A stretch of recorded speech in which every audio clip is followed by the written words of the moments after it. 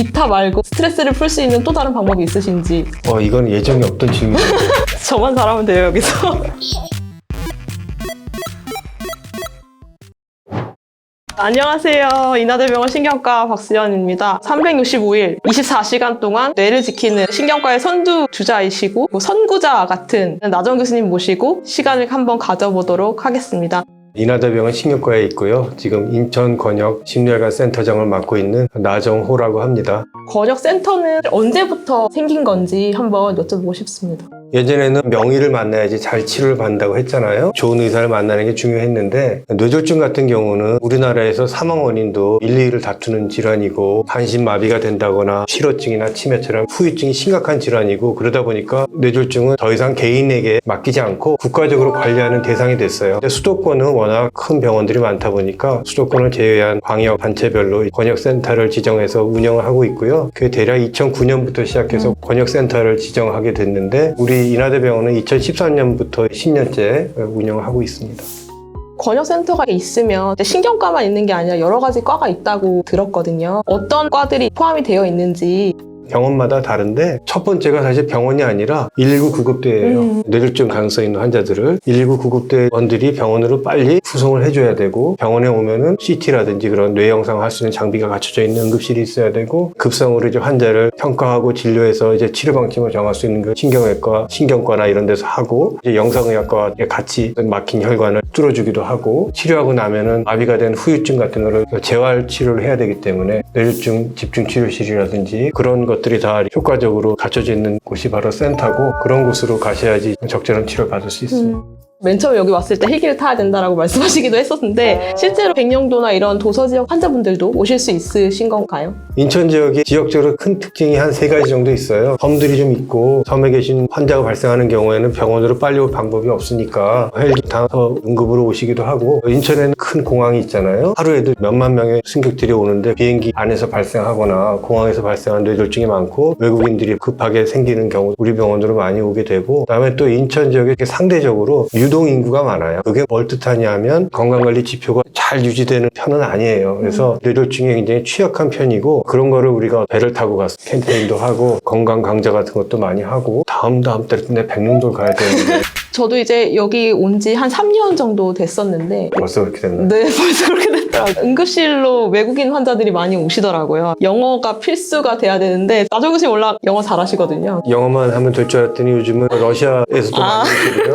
동남아 분들도 많이 오셔서 워낙 외국 분들이 많이 오시다 보니까 우리 병원에 통역하시는 분들도 많이 계시고 병원에서 대응을 하고 있습니다.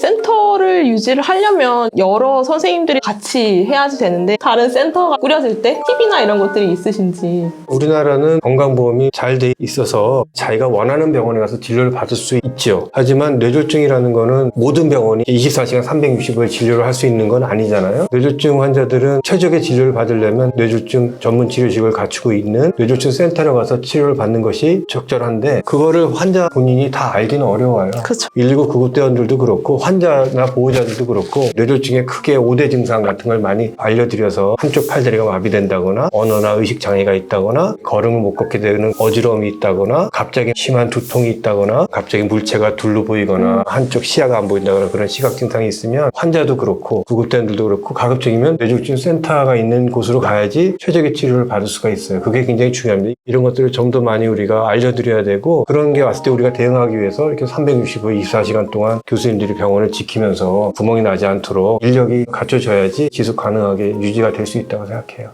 센터마다 홈페이지가 다 마련되어 있는데 저도 이번에 처음 봤거든요.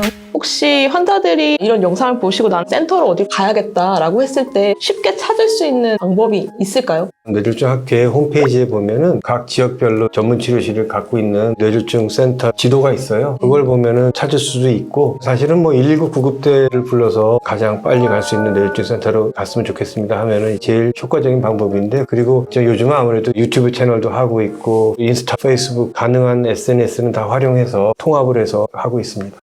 쉽게 알려드려야 되는 게 가장 큰 목적 중에 하나인데 그동안에는 그런 것들이 어렵지 않았나 열심히 알려드릴 수 있도록 하겠습니다. 마지막 질문이 될 수도 있을 것 같기는 한데 벌써 마지막.